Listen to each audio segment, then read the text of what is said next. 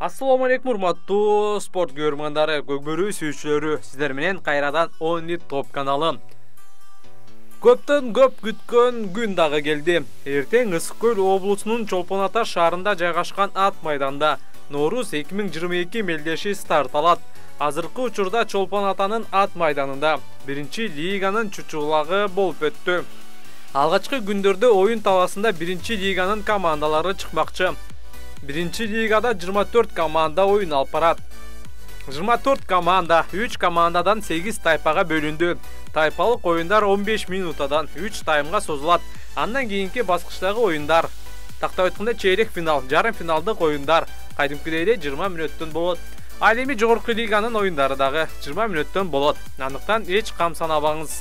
13-14-15 март күндөрү биринчи лиганын тайпалык беттештери ар бир күн сайын 8ден беттеш орун алат.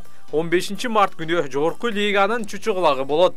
16 март жогорку лига жана тайпалык 2 беттеш. 17 март биринчи лиганын чейрек финалдык баскычынын беттештери.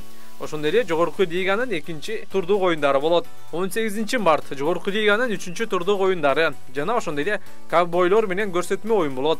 19 март күнү биринчи лиганын жарым финалдык беттештери Америкалык ковбойлор менен көрсөтмө оюндар. 20 март 3 орун үчүн беттештер, 21 март финал болот. Эми чучугулакка токтолсок, 24 команда төмөнкүдөй болуп бөлүндү. А тайпасында Ысык Көлдүн Кабылан жана Саякбай Ата командалары жана Таластын Дөөлөт командасы жайгашкан. Б тайпасында Нарындын Ак Барс жана Кыран командалары, ошондой эле Чүйдүн Ысык Ата жааты жайгашкан. С тобунда Бакубат Талас, Казарман жана Жумгал командалары орун алган. Д тайпасында Аламүдүн, Алай жана Четиндик командалары жайгашкан.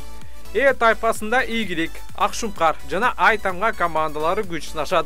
Ф тайпасында Жетөгүз, Мектеп Көкбөрү, Афият командалары оюн алып барат.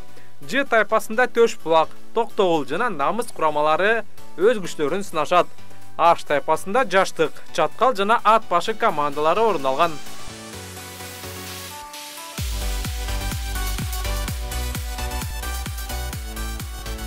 Урматтуу көкбөрү сүйүүчүлөрү, биздин каналга жазылууну унутпаңыз.